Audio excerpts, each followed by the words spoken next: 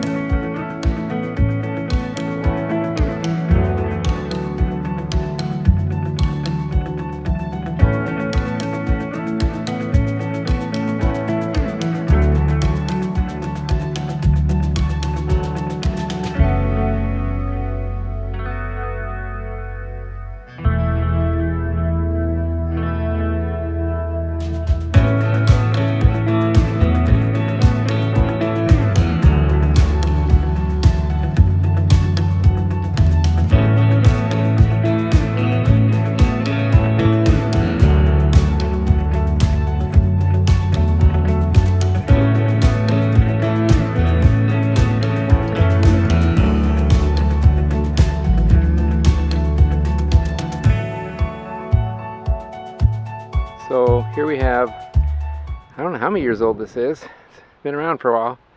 And we used to have a maple tree here, a couple of big maples there on the side, and they all were rotting, so they all came down. Then we put in this wider driveway and put in some parking spots at my little house that my mother used to live in next door, and added a spot here. And then I had them move some dirt and decided to do something I thought would turn out pretty neat, and it actually did. So this is the concrete bag. These were 40-pound bags. I don't know if you can get them anymore, but 40 pounds were certainly easy to work with. You almost can't see the bottom row.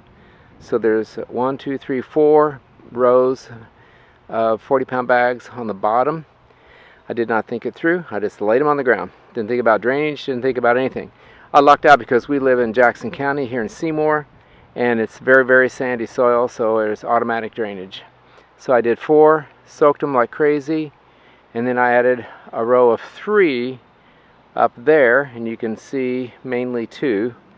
Those I did up there, I did put pea gravel pretty thick up there and then dropped them on there. I did not use reinforcing rods, rebar in them, but it's held up pretty well. And you can see they all are different because I just poured water on them day after day after day. Some of them have cracked, and then some have not. Some, the gravel was closer to the top, like these right here. It's just how it worked out. And so over the years I just plant different things. A couple years ago I added these tall grasses. The big ones are almost too big, but we'll see. I added some over there as kind of a break. So we live at the end of a dead-end street. So this year it's corn over there. So I'm adding more and more perennials. This year I did the wave petunias at the bottom. And so that'll all be filled up pretty soon. And so that's pretty much it. It's just bags of 40-pound bags or whatever you can get and lay them on top of each other. I would put gravel underneath. If you go more than 4 or so, I would highly suggest you put some rebar, run it through there.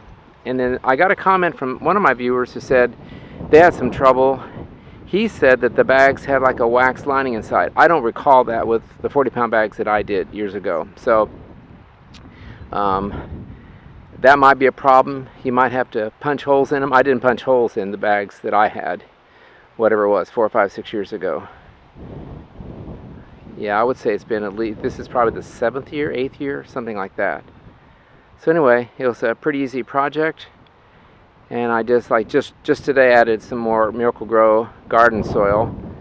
So it's looking a lot darker than normal.